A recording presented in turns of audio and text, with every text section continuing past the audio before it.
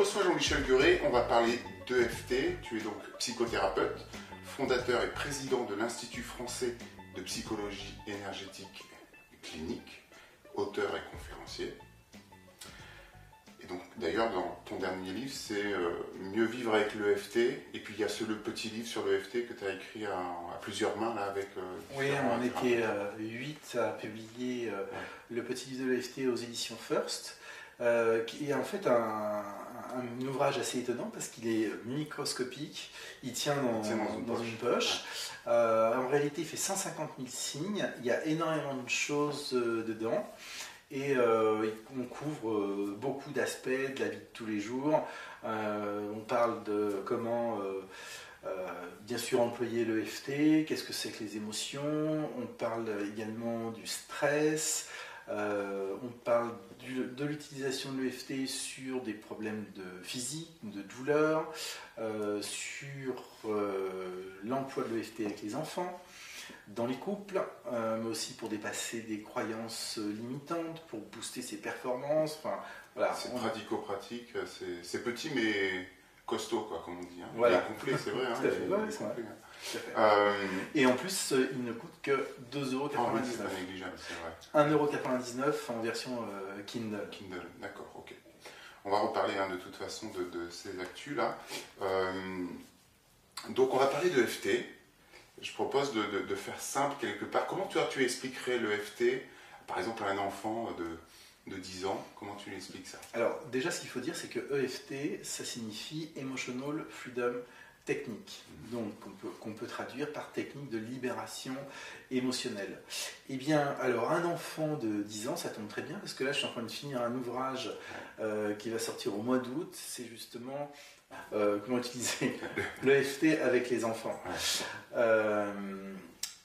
Eh bien, avec des enfants assez petits, ce que je leur explique, c'est qu'à l'intérieur d'eux, il va y avoir des émotions qui se manifestent, et des fois, ces émotions se bloquent. Et en fait, je leur explique, j'ai emprunté ça à une amie psychologue, qui s'appelle Marie Descitres, et qui utilise cette métaphore des petites portes.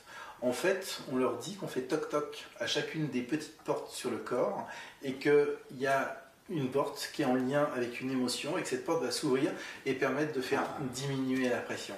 C'est sympa comme métaphore.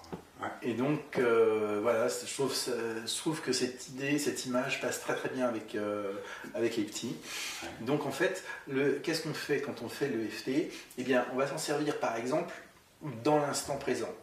J'apprends une nouvelle qui me bouleverse, mon émotion se manifeste, je la sens dans mon corps, je vais faire des stimulations sur des points d'acupuncture bien précis, qui sont des points qui se situent à l'entrée ou à la sortie des méridiens. Et en faisant ces stimulations, on va provoquer un ensemble de réactions au niveau du corps et du cerveau, et qui va avoir pour conséquence d'apaiser, de contrecarrer en fait l'émotion qui se manifeste dans l'instant. On peut se servir de l'EFT, comme je le disais, sur des problèmes physiques, sur des problèmes émotionnels et sur des souvenirs traumatiques qui se sont engrammés dans le corps. Par exemple, si j'ai vécu un traumatisme il y a une trentaine d'années, ce traumatisme s'est littéralement mémorisé à l'intérieur de mon corps. Ce qui s'est passé, c'est qu'au moment où j'ai vécu l'événement, j'y ai associé une émotion très forte. Après que cet événement se soit passé, eh bien, le simple fait de m'en rappeler, d'utiliser mes pensées pour revenir sur cet événement-là, va réactiver les émotions. Et à force de renforcer ce phénomène, eh bien, je crée une association, une fusion entre le souvenir et l'émotion. Et en fait, ce souvenir émotionnel se stocke dans mon corps, dans mon inconscient. Et donc du coup, il suffit que dans la vie de tous les jours, je sois confronté à un événement qui me rappelle de manière inconsciente le trauma d'il y a une trentaine d'années, eh bien, sans avoir besoin de faire quoi que ce soit, mon corps va remanifester à nouveau l'émotion. Et je me retrouve piégé en fait dans cette espèce de fonctionnement à répétition qui dépasse mon conscient. Qu'est-ce qu'on fait avec l'EFT? Eh bien, on demande aux personnes de se reconfronter à nouveau à l'événement. Donc on leur dit, quand vous repensez à ce qui est arrivé il y a une trentaine d'années, qu'est-ce qui vous vient en tête? Donc en fait, on les amène, on va dire, dans on va les forcer à être dans la pleine conscience, c'est-à-dire à se remettre dans le passé, mais à prendre conscience de ce qui s'active dans leur corps. Et là, les gens vont être capables de nous dire, eh bien, je ressens une émotion, comme par exemple de la peur. Cette peur est à la fois dans mon ventre, dans ma gorge. Ils vont être capables de quantifier ça sur une échelle de 0 à 10. Et puis même d'avoir accès à toutes les pensées qui se manifestent dans l'instant présent. Et donc, comme leur niveau émotionnel va monter, en fait, on réactive donc ce qui s'est engrammé dans leur inconscient. Souvent, des larmes arrivent où on voit qu'il y a vraiment de l'émotion qui est présente. Et à ce moment-là, eh bien, on va stimuler des points d'acupuncture. Et la stimulation de ces points d'acupuncture va entraîner dans le corps une réaction d'apaisement, de désactivation des zones qui sont en lien avec la peur.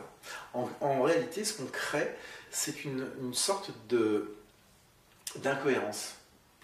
Parce que le corps, il a tellement pris l'habitude de manifester l'émotion en lien avec le souvenir, que tout d'un coup, on lui envoie des signaux, comme quoi, un signal de « détends-toi ». Le corps se détend, alors qu'il est activé. Ça crée une sorte de bug. D'ailleurs, c'est très marrant, très surprenant, et de nombreux thérapeutes soulignent ce phénomène, c'est que les gens sont surpris, tout d'un coup, de ne plus ressentir l'émotion à laquelle ils étaient habitués. Et donc, en fait, voilà, il y a un contre-conditionnement, un déconditionnement, une déprogrammation de l'émotion en lien avec le souvenir traumatique. Et quelle que soit la date du souvenir, j'ai envie de dire, que ce soit il y a 30 ans, que ce soit passé ou hier, quoi. C'est aussi efficace. Si ça s'est passé hier, c'est sûr que ça va passer très rapidement. C'est-à-dire qu'on n'aura pas, le corps, l'inconscient, en fait, n'aura pas eu le temps de stocker dans le corps des réseaux de mémoire en lien avec cette émotion. C'est normal d'être chamboulé, on a eu un choc émotionnel violent. Très souvent, d'ailleurs, on fait ça naturellement. On est brassé pendant quelques jours, et puis après ça se calme. On était peut-être réveillé par des cauchemars, et puis les cauchemars disparaissent. Donc en fait, c'est un phénomène naturel. Il y a seulement un pourcentage de personnes qui n'arrivent pas à avoir ce phénomène naturel, et donc qui peuvent développer un état de stress aigu. Et si cet état de stress aigu perdure au-delà de 30 jours, là on va parler d'état de stress post-traumatique. Alors pour que les gens comprennent bien, les gens qui ne connaissent pas du tout ça, cette technique-là, EFT, concrètement, ça consiste en quoi? Donc on stimule des points qui sont bien précis. Comment tu peux expliquer ça? Il y a une ronde, on appelle ça une ronde, bien particulière, qui correspond à quoi? Quel point correspond à quoi? Pourquoi ces points-là? Et comment ça se passe en fait à l'intérieur de mon corps? Cette réponse de relaxation, etc. Alors, ce que je disais, et ce qui est important au départ, c'est de cibler un événement. C'est-à-dire que si on veut travailler sur un problème dans sa globalité, l'EFT n'est pas la meilleure technique pour faire ça.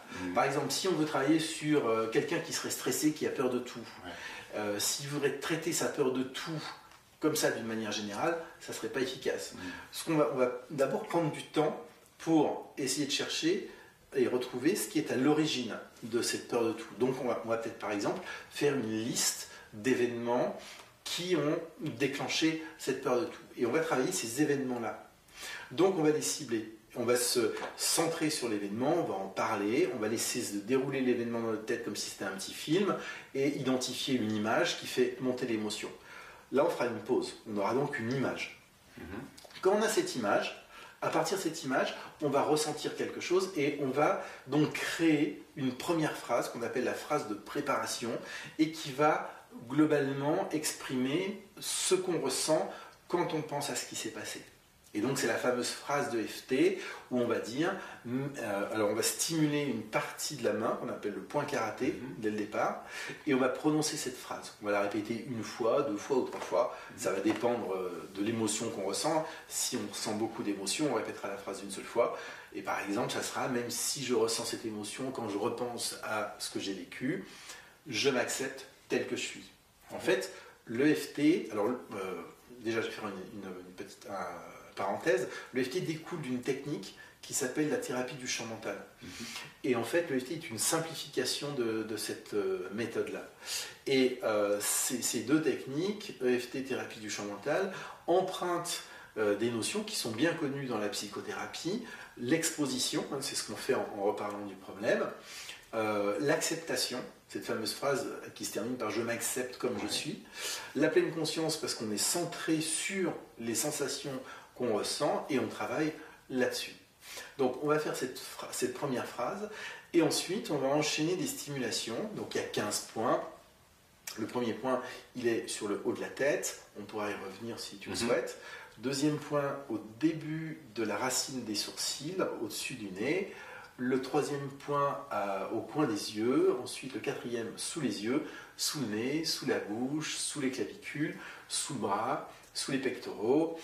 On a un point qui se trouve à la base de l'ongle du pouce côté extérieur, même endroit sur l'index, le majeur, le petit doigt, et puis le 15e point qui se trouve sur le dos de la main. Voilà.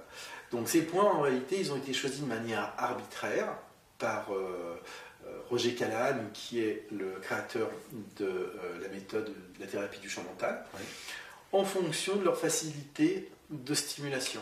Donc ils sont soit au début des méridiens, soit à la fin des méridiens.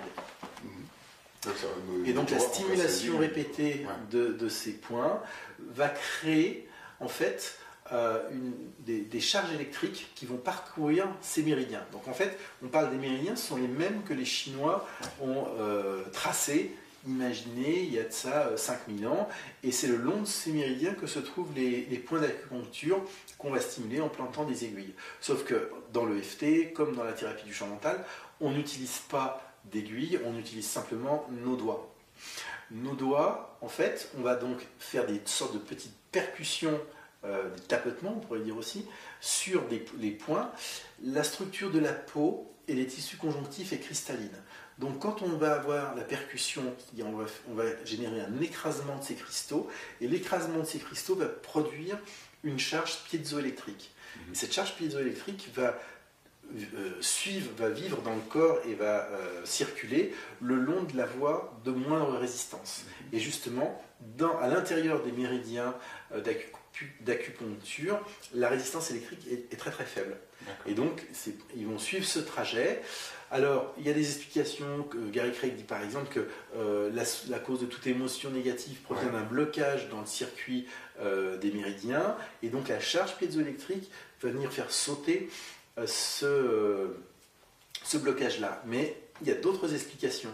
Et d'autres chercheurs ont observé qu'il y a une désactivation des zones qui sont en lien avec la peur au niveau cérébral. Il y a une étude très sérieuse qui a été menée pendant 10 ans à la faculté de médecine d'Harvard, où on a observé que la stimulation de points d'acupuncture justement déconnecte les zones en lien avec la peur. Donc c'est ça qui crée cette espèce d'incohérence. À la fois on active la peur, mais comme si on appuyait sur l'accélérateur et après sur le frein en même temps, et donc ça cale, ça redémarre, et petit à petit on déprogramme ça.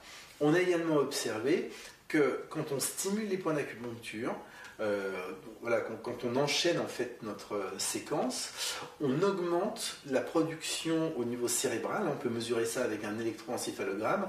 On augmente la production d'ondes delta-theta.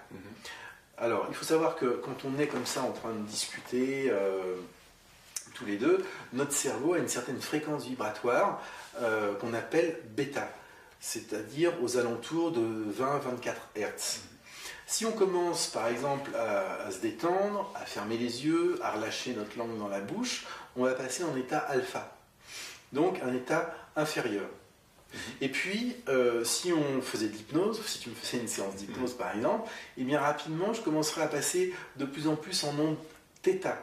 Et puis si je me laissais carrément aller et voir dans des états très profonds, voir où je m'endors, ce qui m'arrive des fois, et bien là je passerai en delta. Et on a observé, certains chercheurs aux États-Unis ont observé que la stimulation répétée de ces points d'acupuncture qu'on utilise en EFT augmente la production d'ondes delta-theta, ce qui est une action sur la reconnexion des mémoires sur le long terme. Donc en fait, ça amplifie l'action qui va être faite. Il y a même des théories qui disent qu'apparemment, ça reste à prouver, hein, mais comme on active un réseau de mémoire qui s'est engrammé depuis de longues nattes, les stimulations arriveraient même à déconnecter les synapses. Ah oui. C'est-à-dire que par exemple, si on fait du coaching ou de l'hypnose et quelqu'un veut développer sa capacité à parler en public et qu'il a vécu dans le passé une difficulté en lien, par exemple, à l'âge de 7 ans, on s'est moqué de lui, son prof s'est moqué de lui, son instituteur se moque de lui devant toute la classe rigole, ça devient vraiment quelque chose qui est très difficile, où il a ressenti de la honte, il a été humilié, etc. Ça perdure à l'âge adulte. Donc ce qui fait que la personne arrivée à l'âge adulte, elle se retrouve en situation de prendre la parole en public et tout d'un coup c'est panique à bord. Parce que justement c'est ce réseau-là qui se réactive. Donc la personne, qu'est-ce qu'elle va faire? Elle va apprendre des cours pour parler en public. Donc elle va avoir un coach vocal, elle va avoir des gens qui vont lui donner des techniques, hein, la technique de la lettre, c'est-à-dire je balaye toute la salle avec mon regard, etc., etc. La personne va tisser de nouvelles compétences. C'est-à-dire que dans son cerveau, il y a des neurones qui vont se connecter les uns aux autres. Et comme la personne va faire des exercices, répéter, on va avoir des réseaux de neurones qui vont grossir. Donc, dans son cerveau, il y aura toujours un réseau qui dit ça fait mal parce que mon prof m'a humilié quand j'avais 7 ans. Et puis, il y a un nouveau réseau qui va, avec le temps, commencer à grossir. Et puis, qui va venir même dépasser en taille l'ancien réseau. Et donc, finalement, la personne va être capable de parler en public, d'être à l'aise, même d'y prendre plaisir. Simplement, quand on va discuter avec elle, elle aura tendance à dire, et j'en discutais avec un coach vocal qui me disait ça, néanmoins j'ai parlé devant des millions de personnes, je continue à garder un truc là dans mon estomac qui se tord un peu. C'est léger, je l'ai vraiment dompté avec le temps, mais néanmoins c'est toujours présent. Ouais. Ça veut dire quoi? Ça veut dire que le souvenir, en fait, il est toujours là. Ce qu'on observe quand on travaille en EFT, en TFT et avec d'autres techniques, c'est qu'on active le réseau et on déconnecte le réseau de là où ça devient mal. Et c'est ce qui expliquerait, je le dis au conditionnel, ce qui expliquerait justement les résultats étonnants qu'on peut avoir avec des techniques comme l'EFT, c'est-à-dire il y a un changement qui est rapide et qui est pérenne. Parce que du coup, on n'a pas besoin... Alors, ça sera très bien, hein. Si je fais ce travail-là, tout de suite, je déconnecte le souvenir de la peur. Et si j'ai mon coach vocal, etc., et que je fais ce dont je parlais tout à l'heure, ça sera que mieux. Tu renforces. Mais il n'y aura plus le truc bizarre à l'intérieur. Et donc, on arrive à faire changer du tout au tout le comportement de certaines personnes qui sont vraiment, on va dire, ébahies par la rapidité de l'intervention. Est-ce qu'il y a un cas, justement, en cabinet qui te revient, qui, toi, là, t'a le plus marqué dans je ne sais pas si c'est dans la rapidité ou le fait que même toi, tu t'y attendais pas, quoi, que ce soit aussi efficace? Alors, il n'y en a pas qu'un, il y en a vraiment beaucoup. Parce que, justement, c'est une constante, hein, c'est pas... c'est vraiment partagé par de très nombreux praticiens. Déjà, moi j'ai commencé avec l'hypnose et j'étais vraiment bluffé des résultats de l'hypnose. Je dirais que c'est presque encore pire avec l'EFT. J'ai un cas, on parlait justement de prise de parole en public. Un homme qui vient un jour en consultation et il me dit écoutez, j'ai eu de la chance d'avoir juste un rendez-vous tout de suite, j'ai appelé votre secrétaire, il y avait une annulation donc j'ai pris le créneau. Il me dit j'ai trouvé votre livre ce matin à la FNAC, je l'ai lu, j'ai vu votre téléphone, j'ai appelé. Il me dit voilà, je suis en panique, je viens d'être nommé président de ma société. Et je lui dis comment ça? Pourquoi vous paniquez? Il y en a plein qui seraient vraiment hyper heureux. Et il me dit parce qu'en fait toute ma vie j'étais numéro 2 et j'ai souhaité rester numéro 2 pour une raison, c'est que je suis nul quand je dois prendre la parole en public. Sauf que là j'ai plus la possibilité, il n'y a plus de place pour un numéro 1 et un numéro 2, le numéro 1 est parti, donc c'est soit moi je prenais sa place, soit je partais avec. Donc il me dit mais là j'ai des conférences vidéo, des visioconférences à animer. Je suis en face de 5 gars, je les connais, c'est mes collègues, ça fait 20 ans qu'on bosse ensemble. Il me dit, mais vous pouvez pas imaginer dans quel état je suis. J'ai une voix de petite vieille qui chevrotte. Et donc il me dit, j'ai été nommé partout autour du monde. Il est d'origine d'Amérique du Sud. Il me dit donc en Amérique du Sud, j'ai été voir des chamans, des guérisseurs. Il me dit j'ai vu bien évidemment psychiatre, psychologue, etc. J'ai essayé à peu près toutes les thérapies possibles et imaginables. J'ai même été en poste aux Philippines et j'ai vu les médecins philippins avec les opérations. Il me dit je ne sais plus quoi faire. Donc j'ai vu votre bouquin. Comme il y avait un chapitre sur la peur de parler en public, voilà, je viens vous voir. Et donc on prend un temps assez long pour passer en revue tout ce qu'il avait fait, et je m'aperçois que dans tout ce qu'il a fait, il n'a jamais été travaillé sur une chose, c'est-à-dire son enfance. Donc on a fait ce travail, je vais vite pour... On a fait ce travail sur son enfance. On a trouvé un événement où notamment son père est très violent avec lui, il a une dizaine d'années, on a travaillé là-dessus. Il est revenu la deuxième fois, et il me dit je suis venu juste pour qu'on discute, parce que c'est incroyable. Là, j'ai quitté votre cabinet, j'avais ma séance, j'avais ma conférence. Eh bien, mes collègues m'ont rappelé derrière et ils m'ont dit mais qu'est-ce qui t'arrive? Il m'a dit, vous vous rendez compte, j'ai même fait de l'humour. Et en fait, voilà, on a juste été... Enfin, c'est une métaphore, mais juste été enlever l'écharde là où ça faisait mal. Et j'ai l'impression qu'il avait dû mettre des pansements et des pansements autour de l'écharde. Il suffisait juste d'enlever l'écharde. Donc ça nécessite d'identifier l'événement. Ça peut prendre du temps quand même parfois. Et puis en plus, c'est pas toujours conscient. Alors, il y a d'autres techniques qui font pas partie de l'EFT, qu'on enseigne nous à l'IFPEC, et qui permettent justement d'identifier, de retrouver l'événement, même quand on n'en a pas conscience. D'accord. C'est-à-dire que comme on sait maintenant, les neurosciences nous montrent qu'un adulte sain, à l'âge de 35 ans, fonctionne à 95% du temps grâce ou à cause de ces mécanismes inconscients qui sont stockés dans le corps. Puisqu'on a maintenant l'habitude de confondre le corps et l'inconscient, eh bien autant aller chercher l'information directement là où elle se trouve, c'est-à-dire dans le corps. Pour ça, on utilise des tests qui nous permettent d'avoir des réponses immédiates sans passer par le conscient. Donc que la personne sache ou pas où est l'origine de son problème, peu importe, son corps le sait. Donc c'est ça qu'on utilise nous dans nos formations, et donc c'est un outil préalable à la pratique de l'IFPEC, mais ça multiplie les résultats, l'efficacité des résultats de cet outil-là. Tu parlais d'hypnose, et je trouve, moi dans la pratique de l'EFT, puisque j'ai été me former justement avec toi, et donc je connais bien ces outils, mais je trouve que justement c'est hyper complémentaire à l'hypnose. Tout à fait. Ça se marie super bien, mais en soi, le FT, quelque part, quand on stimule ces points d'acupuncture, là, c'est quelque part une induction déjà.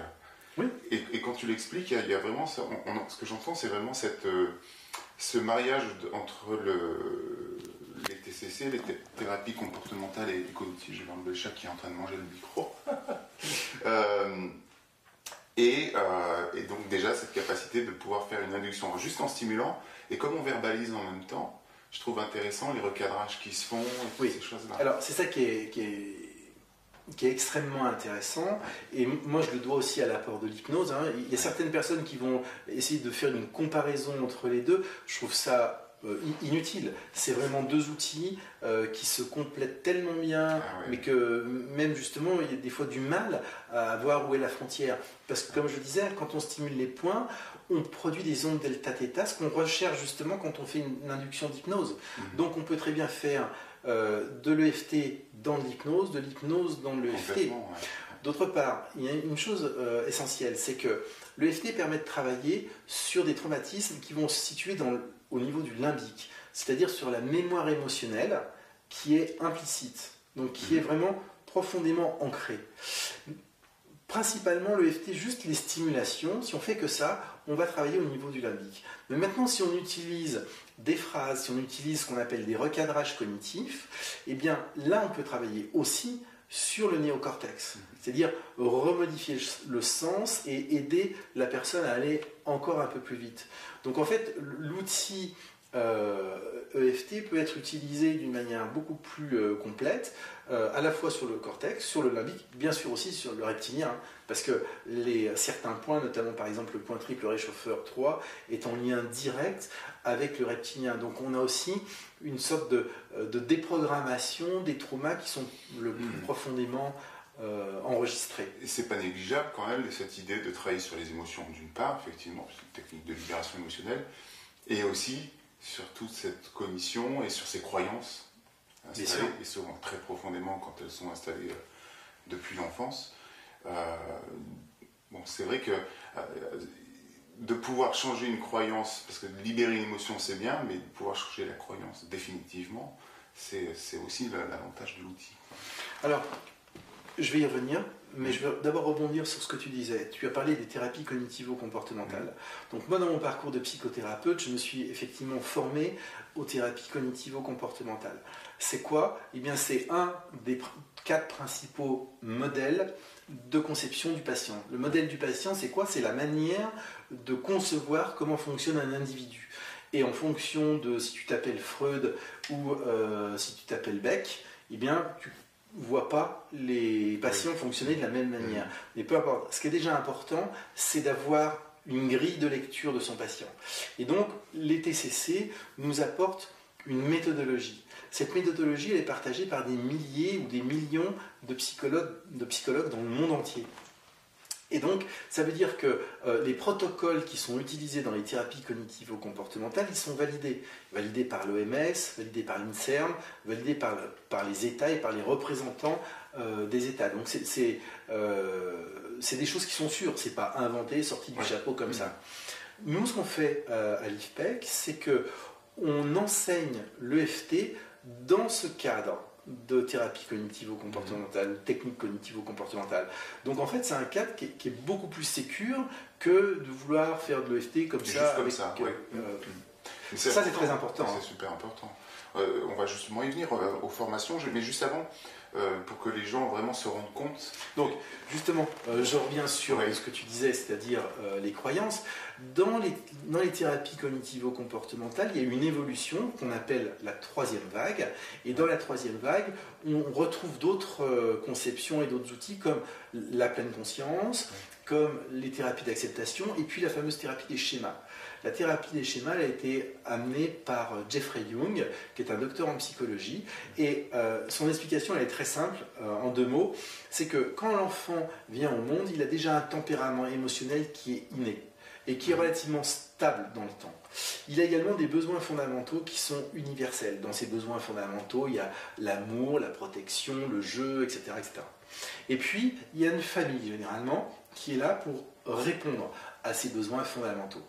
Le tempérament de l'enfant va influer la manière dont la famille répond partiellement ou totalement à ses besoins fondamentaux. Et de là vont se mettre en place ce qu'il appelle des schémas. Un schéma, c'est plus qu'une croyance. Un schéma, c'est une partie de l'identité de la personne. C'est-à-dire, c'est les événements qu'il a vécus, avec les émotions qu'il a vécues, les ressentis, tout ce qu'il a entendu, vu, etc. Et puis aussi, toutes ces cognitions, ces pensées, et donc les croyances qui se sont installées. Tout ça s'appelle un schéma. Et ces schémas-là, ils se développent pendant l'enfance, et l'enfance, parce que l'enfant va s'adapter à son environnement. Et comme le cerveau des enfants fonctionne lui aussi en θ, jusqu'à 6 ans, ça s'engramme dans l'inconscient très profondément. Et en fait, c'est très difficile à changer ça. En fait, Jeffrey Young dit que les schémas se battent pour survivre.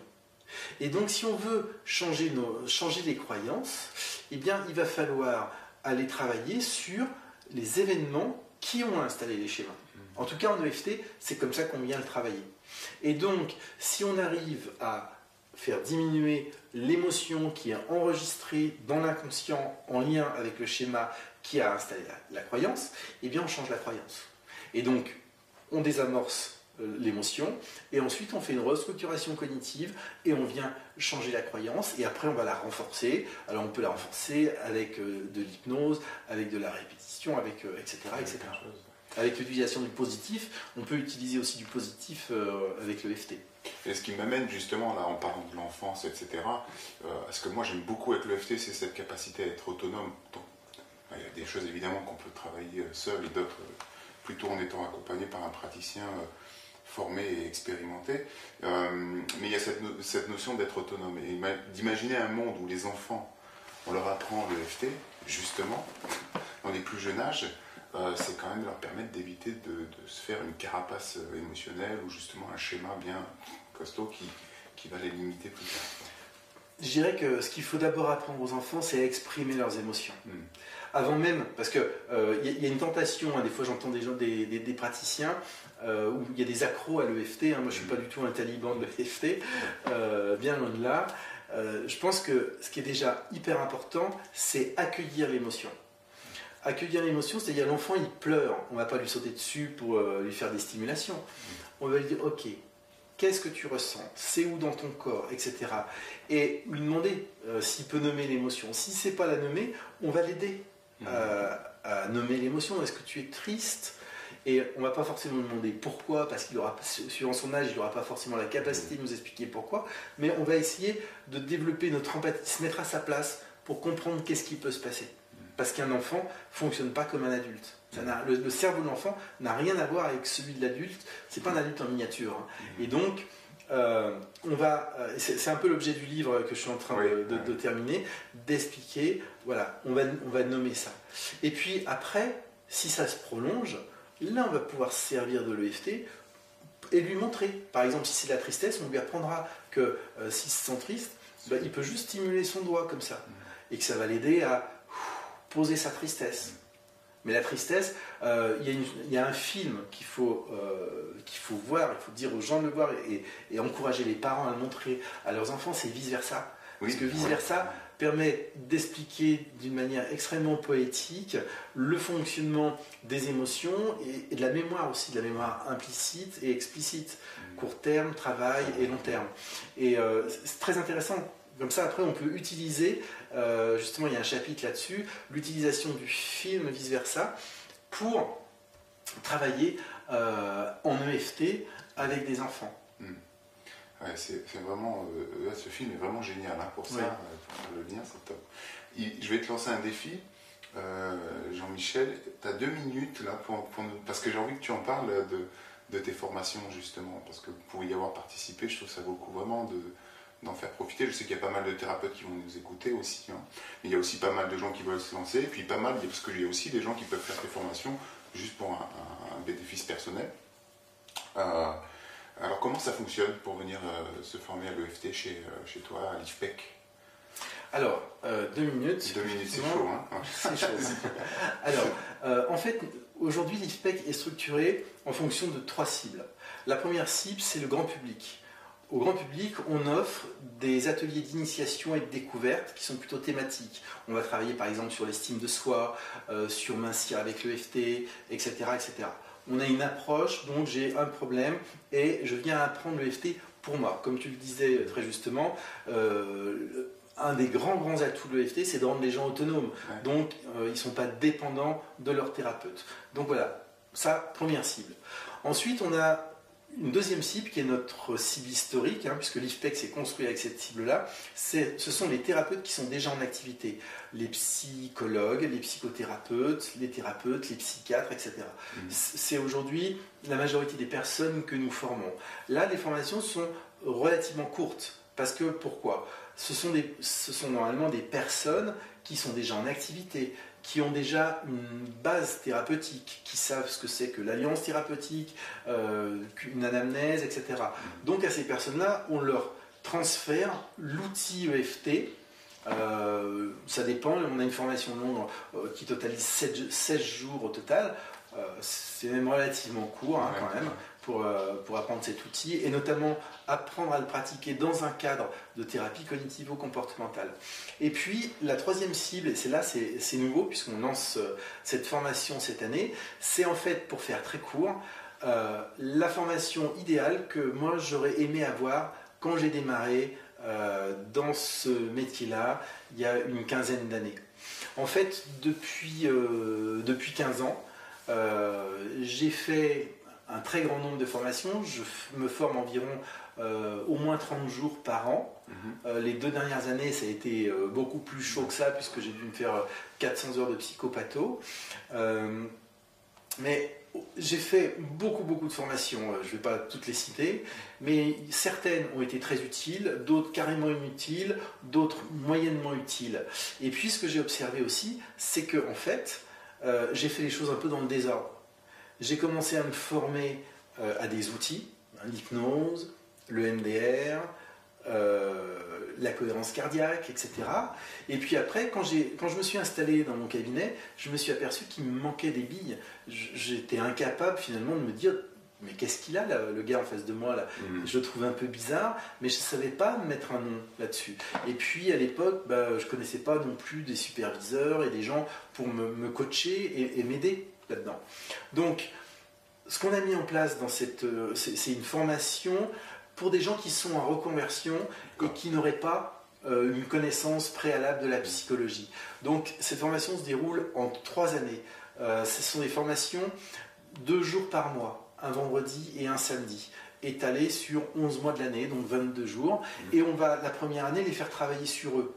Ils vont d'abord découvrir ce qu'on appelle la subjectivité, l'intersubjectivité, les différents modèles du patient. Après ça, on va leur donner, on va les armer pour qu'ils soient capables de savoir qu'ils ont en face d'eux. Donc, ils vont faire de la psychopathologie, les troubles anxieux, les troubles de l'humeur, les troubles du comportement, les troubles psychotiques, et savoir tout de suite dire non, alors lui je peux le prendre et lui je peux pas le prendre, je vais le référer à un tel. Après, on va rentrer dans des notions théoriques de comportement, la théorie cognitive, leurs applications en thérapie, etc.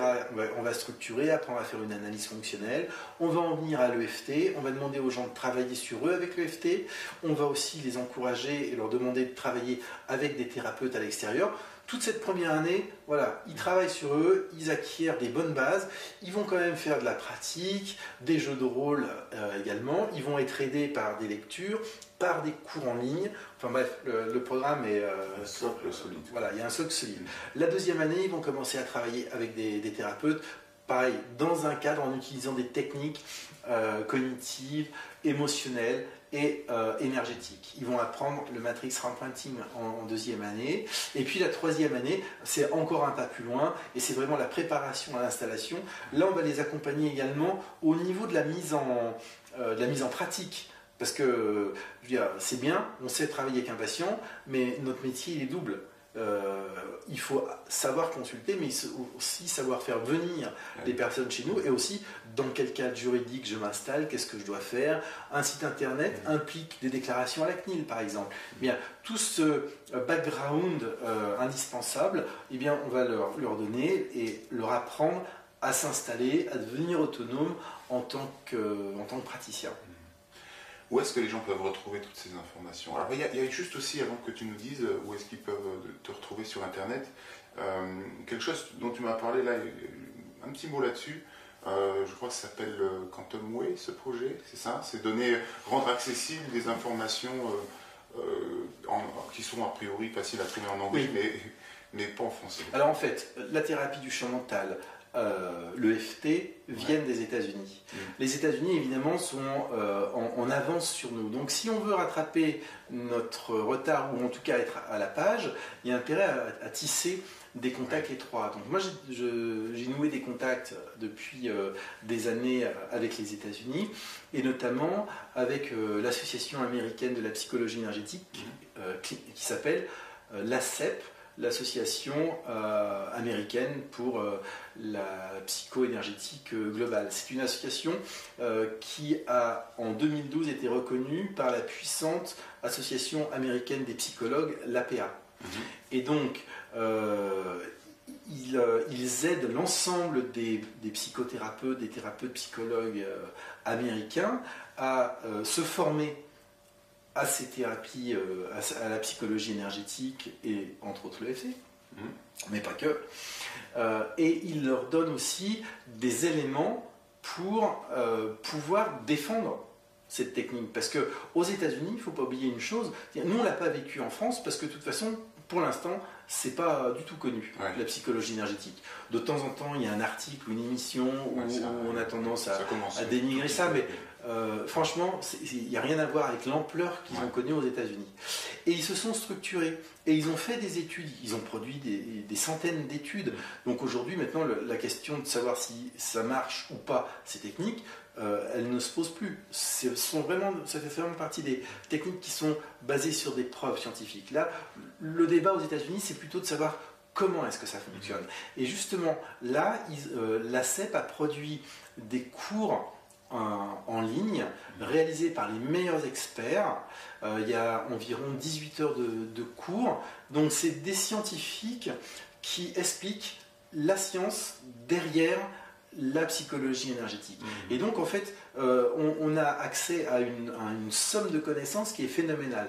Dawson Church, qui est un ami, qui est un PhD, un chercheur, et qui dirige EFT Universe aux États-Unis, me disait que lui, son intervention qu'il fait dans le cadre de cette formation dure 1 heure. Ça nécessitait 100 heures de travail pour lui, pour arriver à mettre ça en place.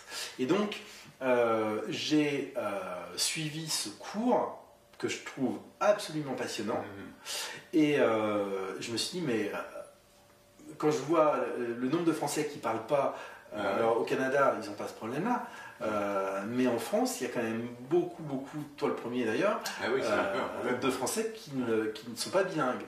Et donc l'idée, ça a été de mettre en place, de passer un accord avec l'ACEP et avec d'autres associations et d'autres personnes, d'autres programmes qui viendront par la suite, pour, dans un premier temps, traduire en français les programmes, dans un deuxième temps, doubler les voix en français, et offrir en fait tout ce matériel indispensable à l'ensemble des thérapeutes français. Et donc, ça fait l'objet en fait d'une plateforme qui s'appelle quantumway.com, donc quantum-way.com, et donc qui va produire et mettre à disposition ce programme très prochainement.